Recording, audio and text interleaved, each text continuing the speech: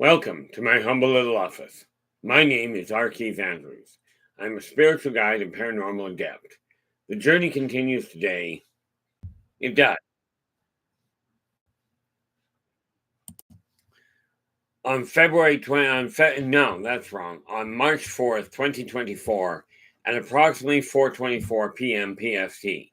Now, I've returned to this world for one primary purpose, and that is to remind people that working together, we can make this a better world for virtually everybody.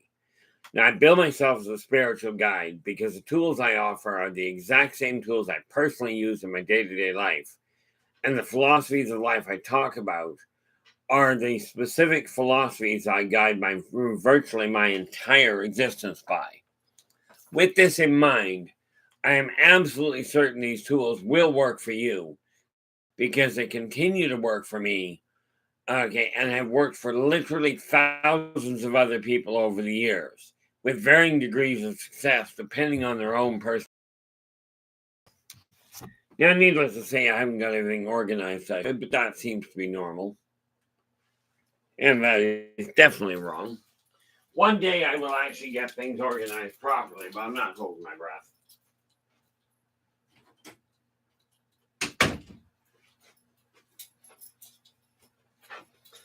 Now, with that in mind, before I go very far here, we have Joe Stewart. You are in with the gold. How's it going? I trust things are falling into place quite nicely for you. Turn that on. And then we have Storm and Shadow in with the silver, followed immediately thereafter by Steve Knox. And Steve, you're in with the bronze. I know things have been hectic as all get out. And by the way, Storm, this is actually a message for LA.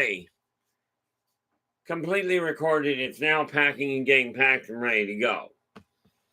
Matter of fact, to make sure it goes, this is the easy part for me. I hope this doesn't have anything in it, because I just don't want to have to try and figure it out later. Oh, apparently I've got something in there. What is it?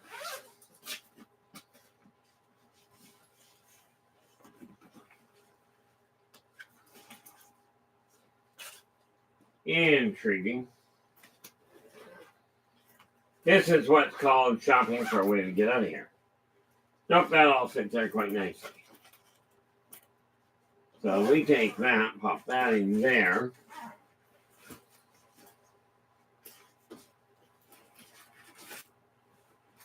This is just an interesting way, completely off topic and pretty much useless. Okay, so that little book is gone, as it were.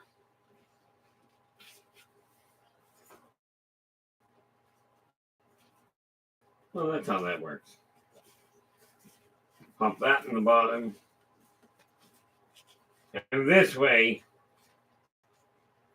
I know where it's going to sit, so I don't have to go looking for it later.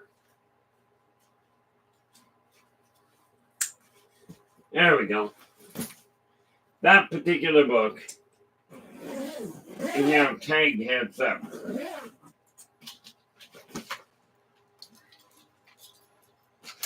But today we're going to look at, because this is Monday, so today we are going to be looking at the Kuboran. Now we do have Nathan in with honorable mention. And with that in mind, we go to here. And where is it? That one there. This is the link to Nathan's live show. If I can actually get it to work, that'd be nice. There we go.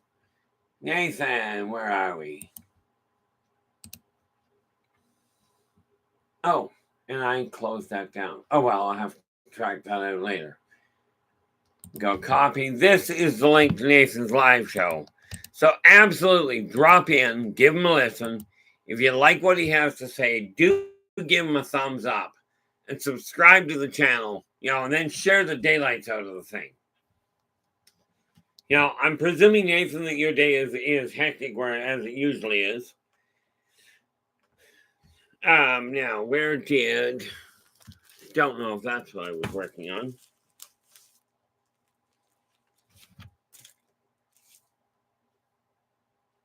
That's all stuff I was carrying on with today, or from yesterday.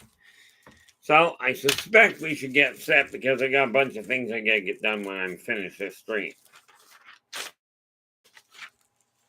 That was 03, so we put that over here and we'll get that done. See, the neat part now, when we look at the Kuborans, just to be clear, okay, the Kuboran do not have much of a interactive society. They have a completely isolated society, as in theirs is literally communication only. And here's why. Now, every Kuboran out there is a planet, a planetoid, an asteroid, a comet, the list goes on. Every one of them is one of those, okay, and a few other odds and ends. But not every planet is a Kuboran. Oh, there you go, Steve. So now you get to relax a little, eh?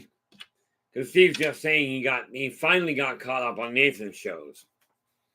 I am so far behind myself. I'm actually in front of myself, I think. But when we take a look at the Kuboran, you're standing on one. Okay, so how do they interact? Well, we'll get to that in just half a second.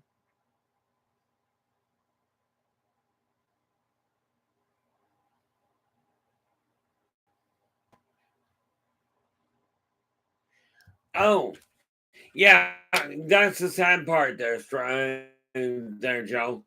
If your stress level goes too high, it can corkscrew everything. But I am glad you're actually feeling better.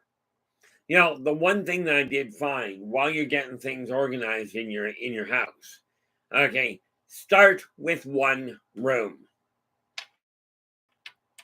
Okay, now I was talking to somebody today, I believe, about Yellowstone National Park, about that super volcano that we're sitting on. Understand something very important. Okay, when we're talking about global warming, yeah, there's no doubt that human pollution is adding to the problem. However, it's the fighting amongst each other that's causing a bigger problem. Overall, global warming is literally the Kuboran breathing. Okay, as she breathes, she turns it increases the pressure, it increases the temperature. As she exhales, of course, we have the tectonic instability. Now, let's get down to the basics, shall we? First and foremost, are there male and female Kuboran?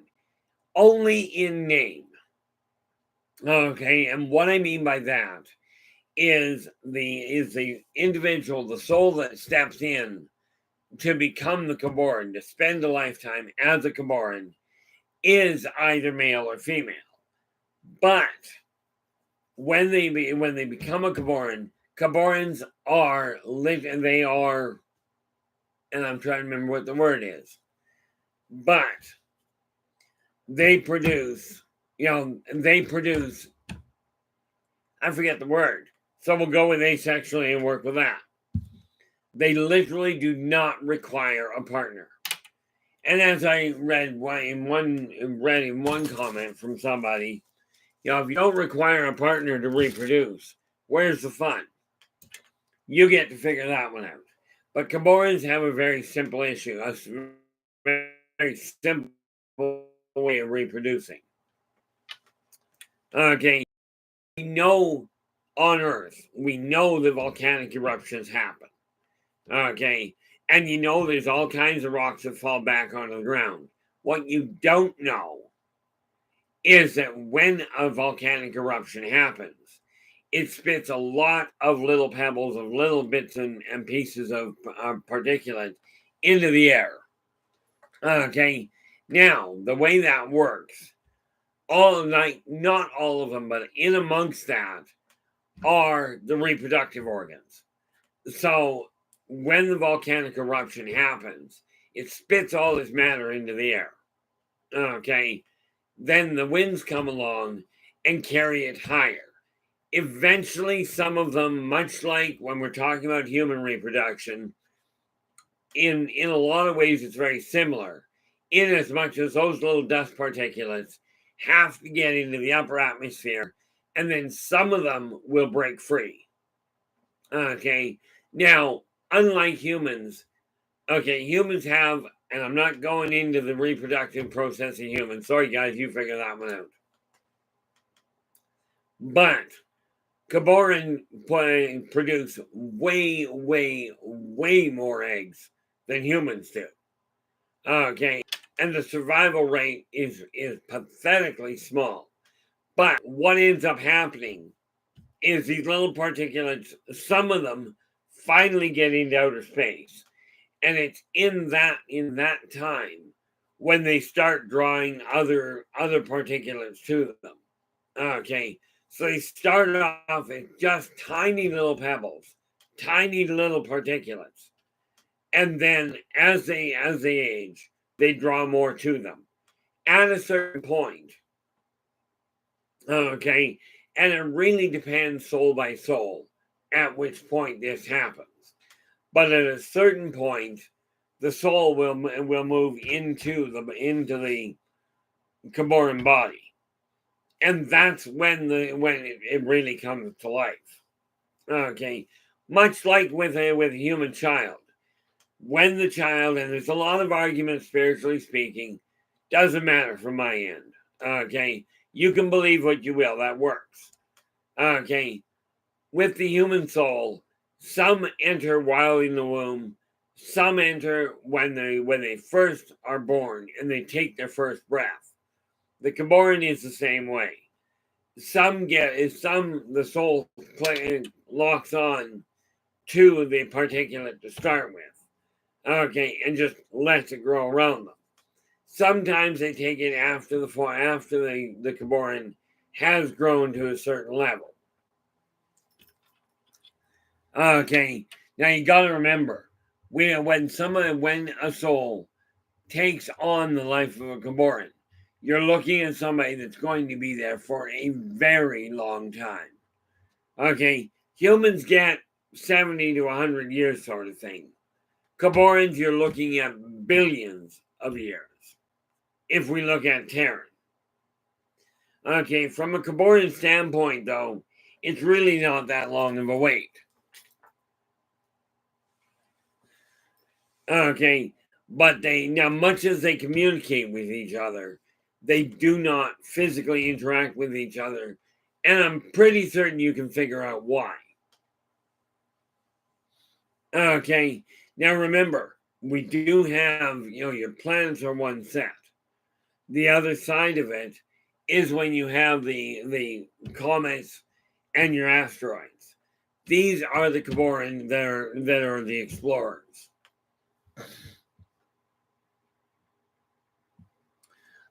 Joe, the fact that you said possibly would indicate technically it's possible. Don't hold your breath on it. I've never personally seen it happen. Okay, technically with an eruption, what you do get an electrical discharge, absolutely. But I have never in all my years seen it actually work to bring it to reanimate death. Now, I have seen the results of burying somebody before they're actually dead, simply because it was misdiagnosed. As in, didn't pick up the heartbeat, so buried them anyway. But I will tell you, the volcanic eruption does have a neat little thing. It is kind of like smoke screens. In case you hadn't noticed, my throat is just absolutely butchered tonight. Not a fun thing.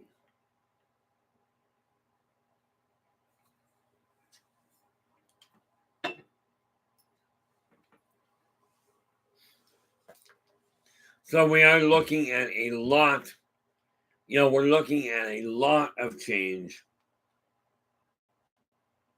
I gotta see.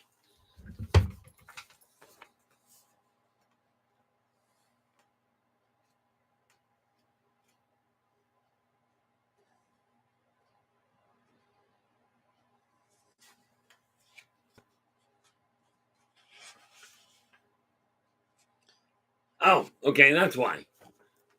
I'm looking at the, here I am talking about the Kuboran going, I don't recall seeing a picture for one. Well, that's because the Kuboran is not listed in book one.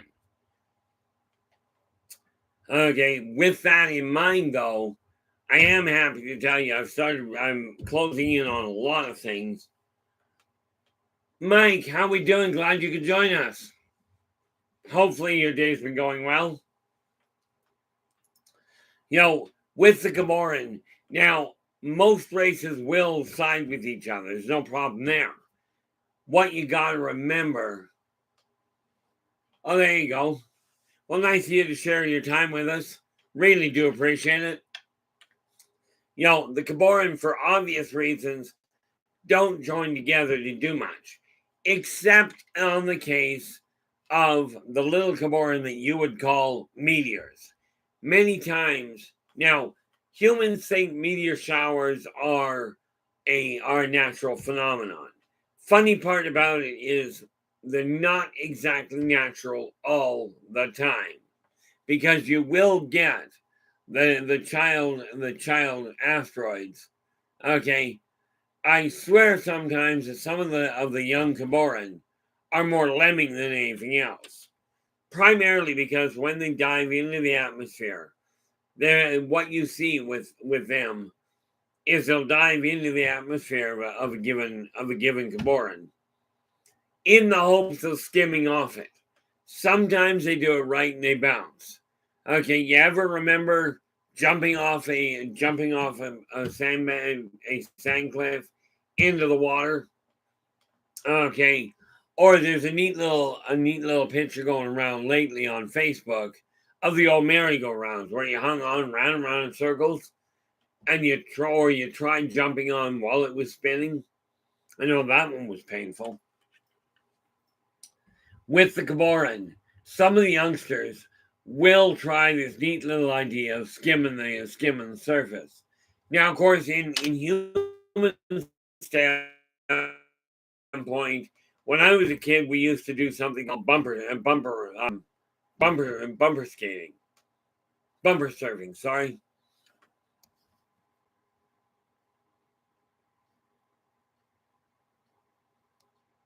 Oh, Mike. Let's see. Now, Mike's asking. There's research done by some female author that says children with Asperger's autism claim they are from another planet. Well, I will put it to you this way. Is it technically possible? Certainly. But I've got well over 100,000 clients of my own. And I literally have had all kinds of people with Asperger's, with autism, perfectly normal, with paranoid schizophrenia, with this, what I call a godplex. Okay, people from every walk of life have been known to claim they are from another planet. Now, the reality of it, from my standpoint, is that I won't debate that some kids claim it when they've got autism or Asperger's, and the reason for that is both autism and Asperger's may really encourage you to think completely outside the box. Okay, they do not process information that standard people do. And this leads to the illusion, and I call it an illusion because most of the people that are claiming the otherworldly origin, most of them simply have a past life memory that is more dominant than their current one. And of course, they are more susceptible to the ones with Asperger's or autism are more susceptible to that thinking because they cannot recall. Their brain doesn't function well this time around to start with. Okay.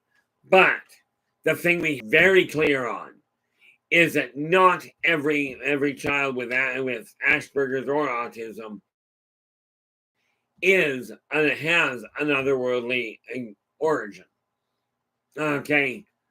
And again, because I'm just reading the next part of that, Mike. Again, you've asked, or are more in touch with ET connection. And again, it really boils down to their mind is a lot more open, so they're much more readily accepting of it in most cases, primarily because they really don't differentiate.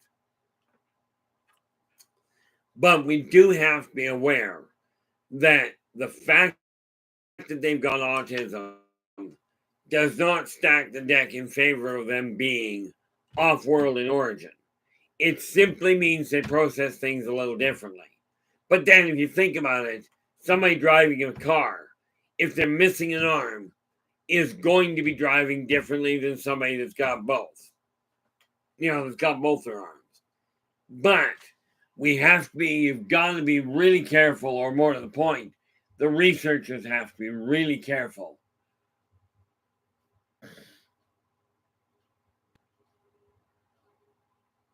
Oh, I won't argue that point at all.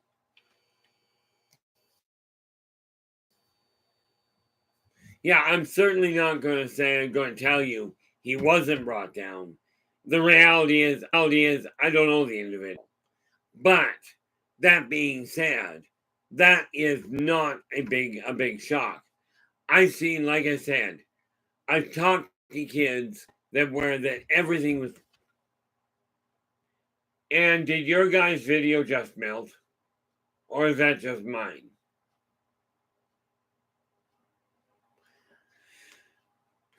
The neat part about it from my standpoint,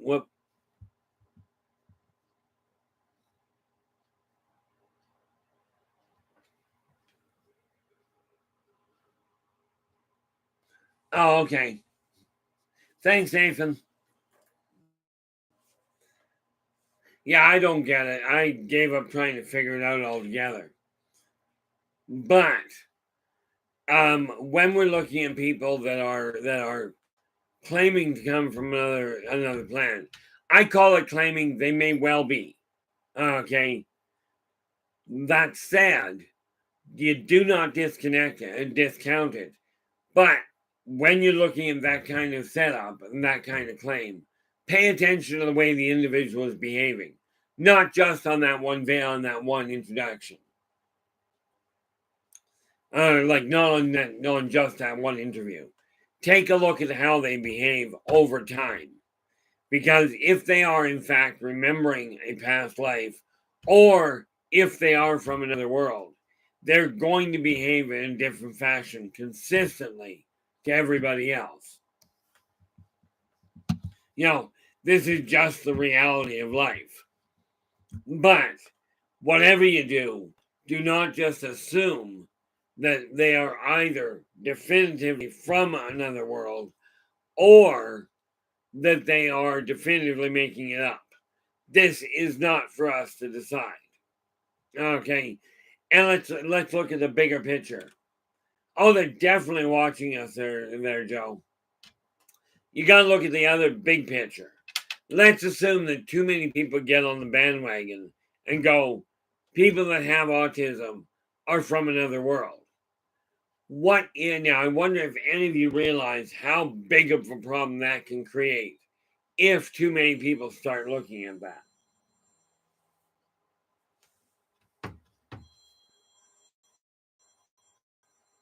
I am not going to be able to deal with that until later.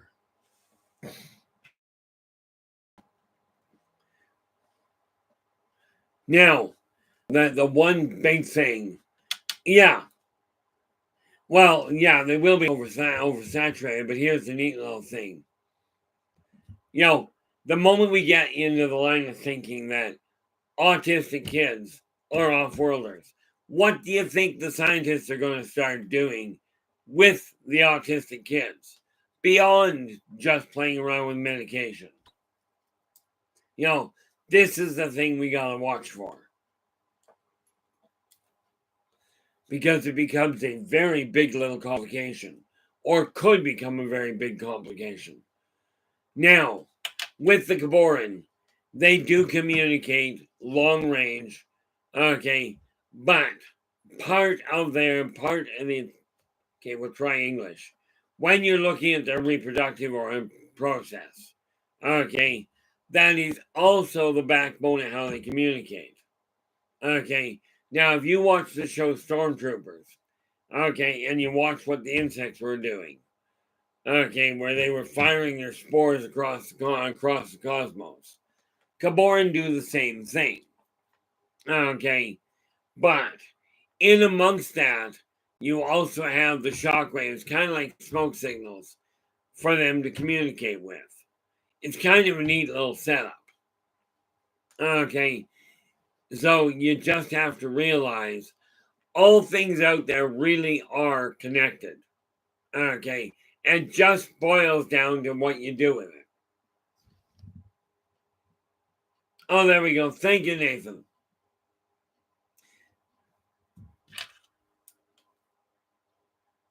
Oops. Gives you an idea how well my memory works, doesn't it? But when you look at the Kuboran, yes, some people can get from one planet to another. There's no question there, but that's not the Kuborans doing. Okay, and rest assured, there is a neat little situation going there, where problems on one planet, that one Kuboran is having trouble with, does get passed on to the other planets, to the other Kuboran, to let the community on the whole know if there is a problem. Okay, and we touched on a race coming in, the Xenon. Now they are still literally centuries out, probably millennia out. Okay, but the Kuboran will talk to each other and will know what's going on. They will also, by the way, and this is where some of you get the messages when you talk about being, getting a download about the state of the world. More often than not, that's a Kuboran telling you, "Hey, I'm in trouble."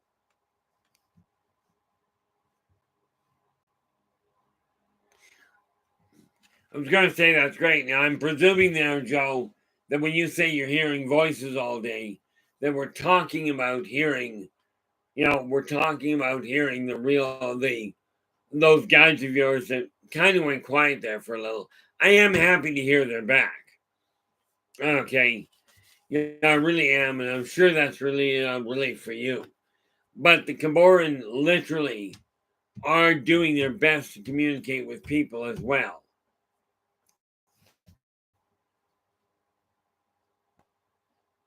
Not entirely surprised. I'm actually, Mike's going. I read that someone saw ETs come out of a spaceship, and they look like they had cat-like features. Understand, there's a couple of things there. Number one, Laborians are feline in appearance. So are some of the Lyrans. Okay, and yes, I am looking into. As a matter of fact, I do believe that is what they are called. The Alarians are ones that look like a canine. But if you think about it, the Eniod got along very well. I wonder. I am still tracking down more races as I go along. This is one of the funny little parts of what I've been dealing with. Is all of a sudden I'm getting way more information. I don't want that there.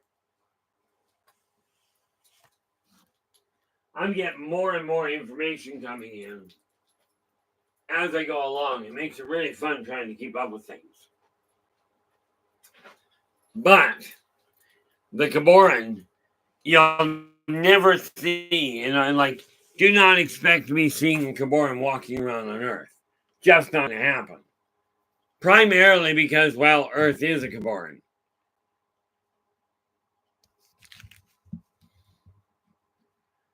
LA, how you doing? Glad you could join us.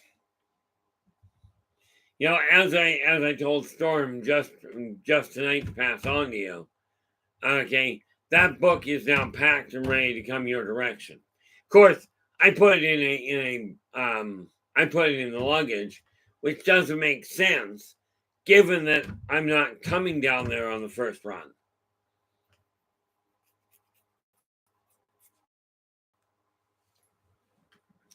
But the book is set to go. It is now, aside from not being in your possession, it is now yours.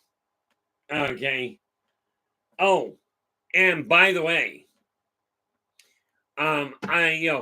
just a real quick update that in my grandmother's autobiography, I've now completed reading it as well. So, here's what's happened. This is what's called going completely sideways on myself. Still working on reading the Bible. Told my dad I would read it cover to cover, so I'm working on it. But because I finished the autobiography, now I'm reading volume 3 of the Nature Encyclopedia. But because I decided, so I got those 2 going on, I figured I finished them off, I get started on 2 more. Because I wanted something a little differently, this little book, no, I didn't write this one. Actually, my little brother wrote this one. But he's doing a revamp on it. I got to talk to him about what he's doing with this one. But this one was written by my little brother, which ain't bad when you think about it. My grandmother wrote a book. I've written multiple. My little brother has written a book. He's actually working on a series. I don't know where it's standing right now, but you can bet your bottom dollar I'm going to talk to him about it. Okay, but one of the biggest things I'm finding really handy is with the Kuboran. Okay, and this is one of the reasons I decided to really start going into it on Mondays with the different things we're working on. Now, where did my list go? Of course, it's going to go missing. Why not? Everything else goes missing on a regular basis.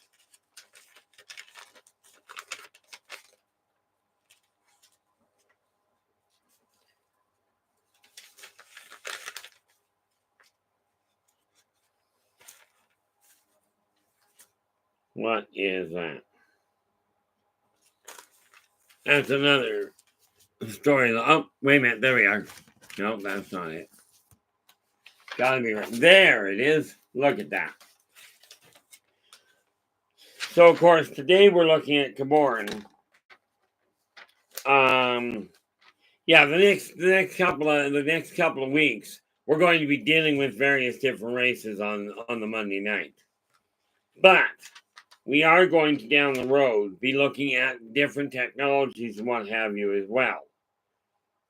Okay. But this neat little sheet, that's my entire 3-month run here.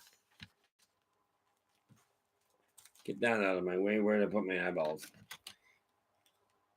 By the way, in case you're wondering, I really do run into trouble trying to focus on what I'm looking for.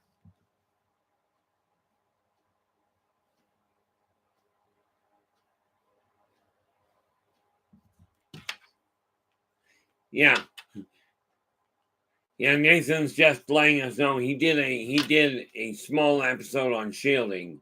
If outsiders are being nosy, you can shield; they won't get through. Of course, there is that other neat little side effect, that I'm going to just throw out there for you. Okay, if they can't look in, it would not be surprising from my standpoint to find out they come down and collect you up so they can get a better look. Okay, Kind of like, clearer reception if you're right there. But that being said, Nathan is right. You can cloud the eavesdropping. Okay. The other thing you can do, though, which is where they get frustrated with me, is you can reverse the eavesdropping so you can ride essentially their carrier wave back to them. Now, I will tell you, one of the easiest ways to communicate with a Kuboran, and since we're on this planet, we'll deal with communicating with this Kuboran. Take your hand, open it up, put it palm on the ground, or put it on a tree. Okay. Anything because you gotta remember, much as our Boreans are on Earth. Okay.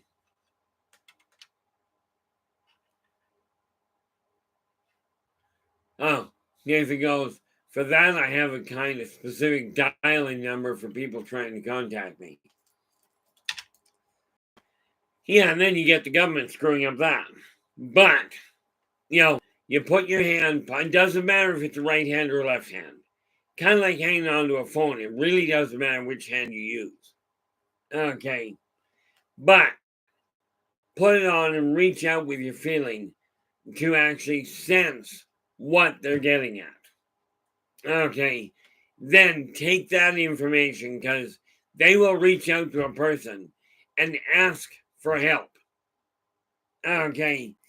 And if you're getting these messages, very important you put them to use. Very important indeed on that end.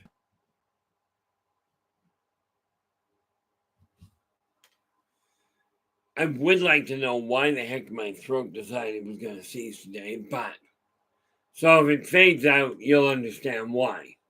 At least that would be the theory.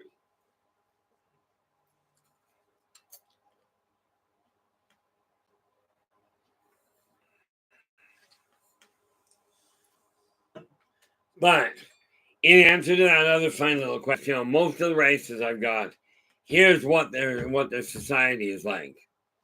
Let's just see if I missed something here. This is why I write things down. Is because I got so many of these guys, it's really hard to keep them straight on occasion. Oh, that's because they aren't in here. I just said that, didn't I?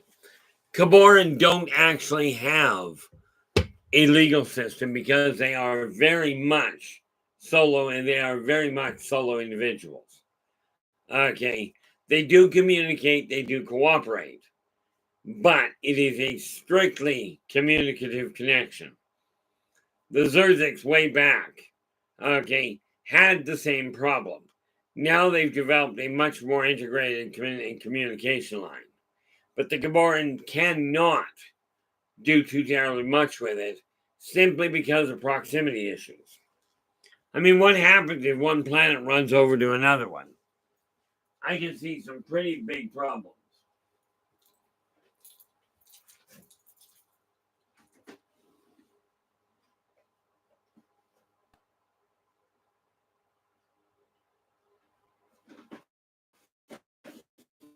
There we go. This is why the Kuboran do not gather in small groups, except the young ones, which quite often, and get this, you're going to love this one. Okay. Kuboran do have a school, as it were. Most of the teachers have taken on the role of a comet. They've taken on the body of a comet. And then when you see all those people chasing after them, many of those are young Kuboran.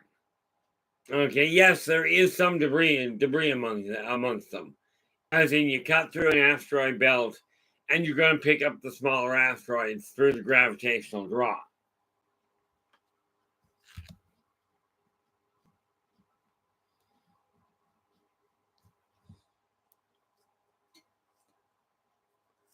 Well, the answer is yes. Okay. And the neat part about that Kuboran are edible. Humans cannot eat a Kuboran. At least not healthily. Okay. Now it should be the Archon. Should be the Archon.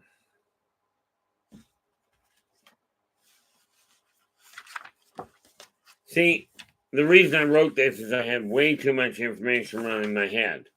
Actually, in all fairness, the reason I wrote this was because so many of you asked for it.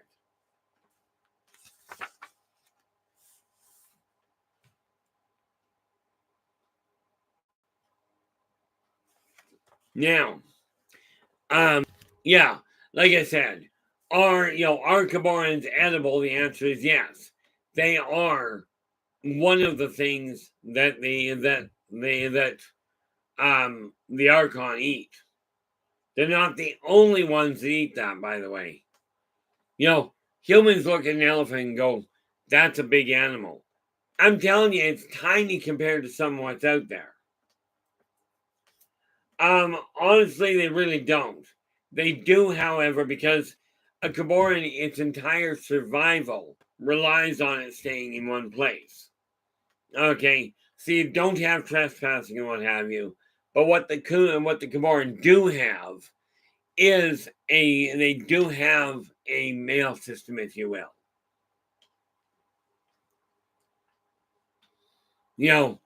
They certainly have a troll. Well, you can tell I read what was in there. You can tell they have a mail system, communication line that they do work with. And I will tell you, the Kuboran and the Yldrbac are in constant communication because of the relative connection between them. Some of the other community members in the Kuboran world, okay, the Kuboran do not have, Philip, the Kuboran do not have technology the way that the people see it. Okay, but what they do is they use a very sophisticated series of ejections or eruptions to communicate. The Yldrbacs will absolutely help them with passing on a message. Okay, as do the Yumion. Okay, these are people that are in their community, if you will. Philip, you desire to talk to a Kuboran. Take your hand, okay, put it on, like, say, crouch down, set it directly on the ground, okay, and open your mind and thank them for communicating with you in a way that you can both accept and comprehend. Okay, because they will pass him and pass messages on. They will ask for help. As a matter of fact, Esau, as in the one you're sitting on, okay, she has come out and asked a number of people for help. There was a young gentleman, I think about 40 years ago in New York, that Esau got in touch with. Came right out and said, you humans have to stop doing what you're doing because it's tearing me apart. Okay. So yeah, they do. She will ask for help, but that's how you do that. It won't be done on a computer keyboard. Can you picture? Now, think about it. The Korbor. Okay. When you're looking at the Korbor, picture one of them. Now, you would know the Korbor, like if you watch the show, The Never Ending Story, and you look at that man, that mountain, that living mountain. That's a Korbor. Okay. No, my apologies. That's a Korodon. Korbor are short little people, really temperamental. Okay, but they call themselves Korbor. The Korodon are essentially what you would know as an Earth Elemental. Okay, and they do help the Kuborans deal with cross species communication.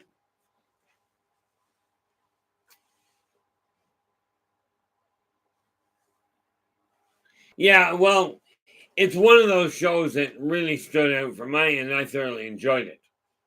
Okay, of course, I'm a bit twisted on occasion, but I found it to be a rather intriguing story. Ultimately, it boils down to your imagination is what builds the world. The story, the never-ending story, is literally just gaming on steroids or life on steroids, where everything you do has bearing on the world you're living in. Okay, and this is the thing we have to remember. Now, do the Kuboran, because they don't have tight-knit communities. Matter of fact, they are literally, by human standpoint, they are literally thousands of years apart, or thousands of miles apart. Okay, but do they have police? No. They don't even have, for that matter, politicians, because they are very much an independent race. Okay, very much looking for the word. Reclusive. Okay, that they don't actually have solid interaction, even with their own kids. When they give birth, the child is born knowing what it's got to do to survive. Now, not all of the children survive. Okay, because you do have these neat little things called stars that have a bad habit of eating Kuboran. Okay, so this is one of the neat little things you got to take a look at.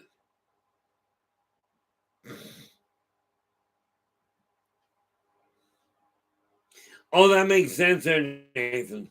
Nathan just saying he was talking to Joe about police looking after the cemetery. And some police will. Usually it's a caretaker that's hired to do it.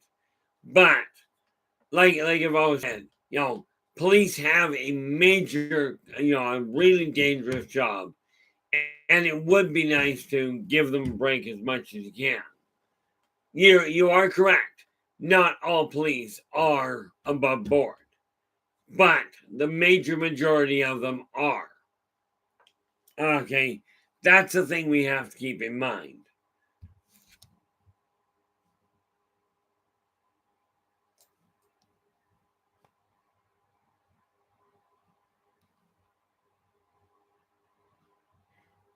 That's actually a real improvement. Philip's just saying he just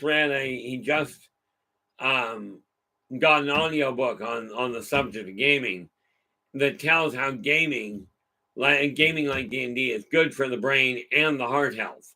The really funny part, when I was growing up, we were told we were going to hell because we were down there in the sewers learning how to cast fireballs. Okay, learning how to raise the dead.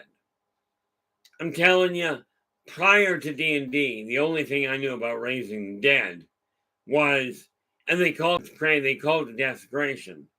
But, gasoline works really well for raising the dead. Don't do it. Okay, I just had a conversation with somebody today about how some geniuses out there will do the stupidest things. Okay, and then the other people get in trouble for it. I'm a firm believer that Darwin had it right. Here's how you can kill yourself. Go out and play. But I still, again, we've done it where it comes to gaming there, Philip. The little game that I'm playing, there's the two of us and a game master. And the two of us are now working and building an empire between us. He's taking over the enforcer side. I'm taking over the merchandising side. Primarily because I'm the thief of the party, he's the assassin. So, but it does help immensely in the creative process. And what I'm looking at now is, as soon as I get done here, as a matter of fact, I should get that on my list. Not bad.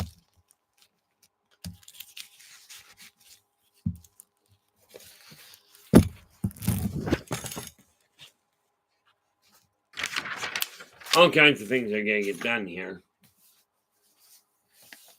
Tell you, if anybody figures out how I can get myself to stay focused, that'd be great. That'd be really appreciated. Thus far, it hasn't worked all that well. But what we got to remember is, by keeping a list on the go, we can get things accomplished. Now, where is the list I was working on today?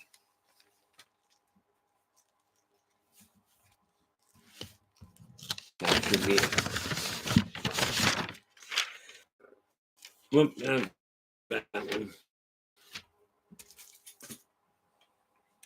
By the way, guys, if you have a question, absolutely come out, even if it's not on the topic we're dealing with.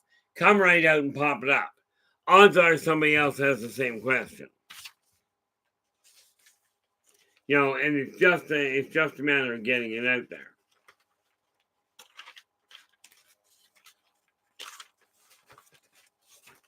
Okay.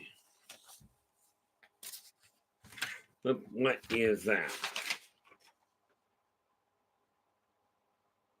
Oh, yeah, I gotta figure out how to do that. Those can go over there. By the way, I went through, like I said, it is absolutely...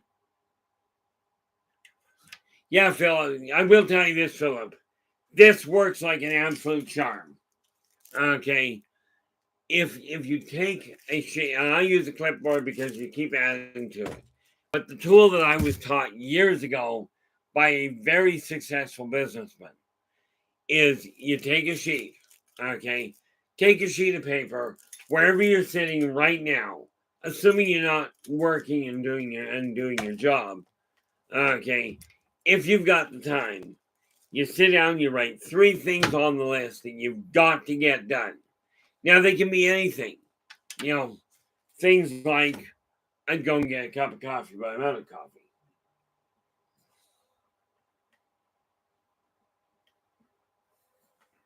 But you take a look at where you are right now.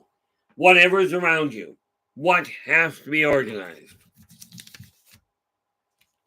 So I take this, and while I'm sitting here, I go, where is... I'm going to confuse myself again. That always makes sense.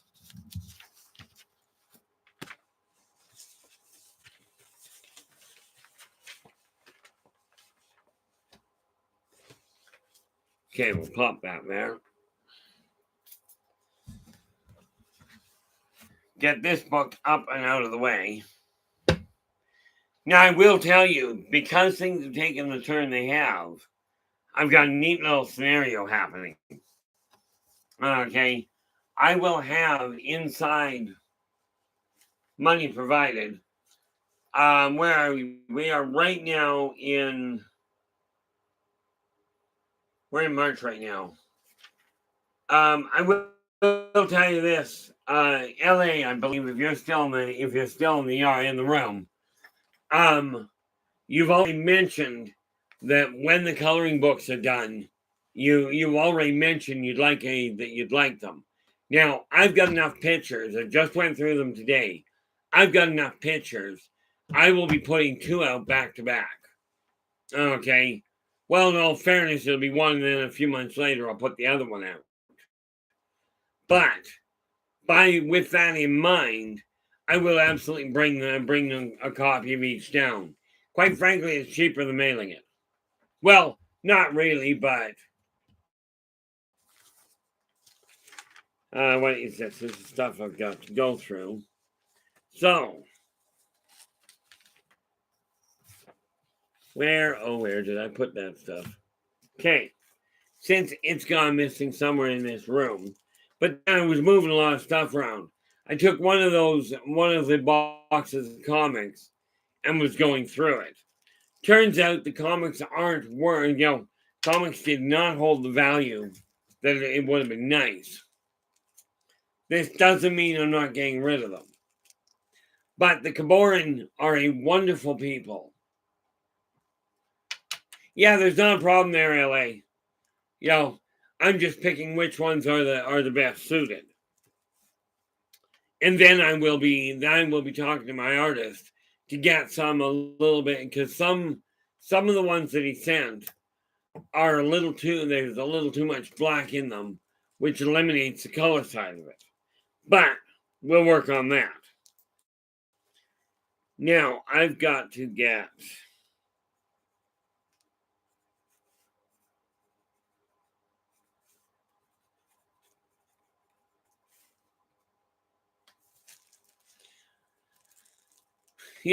so again, and let's go back to that thing, and I'm running into this with the Kuboran as well, by the way. They have the same issue. Now here's the thing. You as a human, as a corporeal human, okay, your body has to adjust to a myriad chunks of information coming in and micro adjustments. The Kuboran has the same problem. Okay, they have to adjust to everything happening. And the answer to that neat little question, what do the Kuboran eat? Well, the Kuboran eat a variety of things, not the least of which is biodegradable organisms. As in, when people die, the Kuboran reconsumes that body. Okay, animals, plants, machine, equipment when it breaks down. If you're taking a look at the things mankind makes, okay, the ones that rust and break down, that is what the Kuboran eats. And of course, she gets an extra flavoring of food from the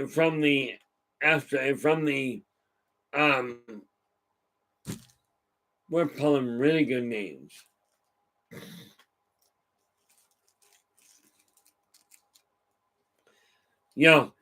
When you've got particulates going through the atmosphere, a Kuboran will pull that and those nutrients down. And this is how they end up growing. Now, depending on where they're situated, Kuborans can have a real growth spurt. Part of that is what causes tectonic and atmospheric instability. Yeah, I do the same thing there. Well, not quite. Philip's going, I'm having water filtered through good coffee beans. Good coffee with milk. Now, I don't use milk. Okay, I don't use cream. I take mine black.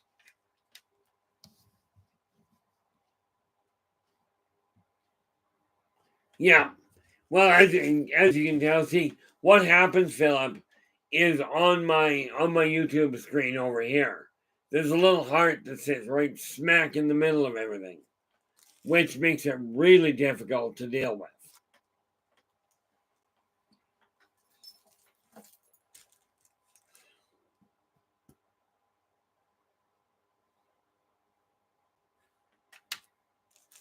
Well, we are going to do what we can, but in theory, we may not be going the whole length today for obvious reasons, because it's getting harder and harder to actually get voice to come out,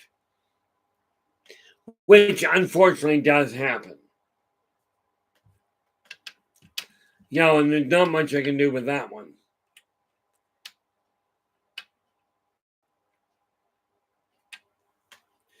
But with that in mind, I'm okay. I'm going to put it to you this way, guys. This ain't going to work for another hour. I'll be completely devoid of voice momentarily. That said, much as I would love to run the show longer, I'm going to have to close it down here because my throat is seizing completely, in case you couldn't tell. But with that in mind, I do want to say thank you so much for sharing your time with me. I will be back again tomorrow, but not if I don't deal with this. Oh no, that's what I've been doing here. Philip, that is water. That's why I've been working with it.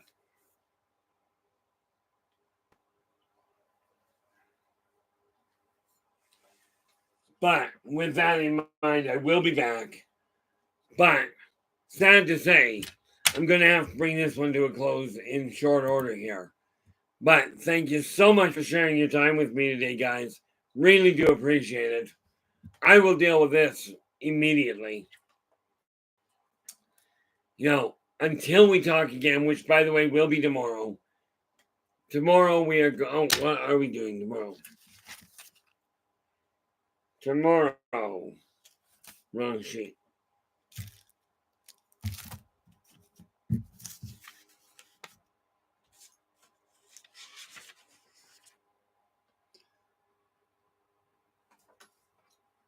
Looking for what I just did with it.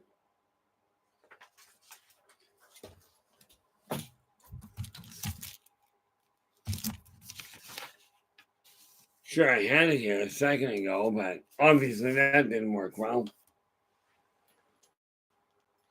But I will be back again tomorrow.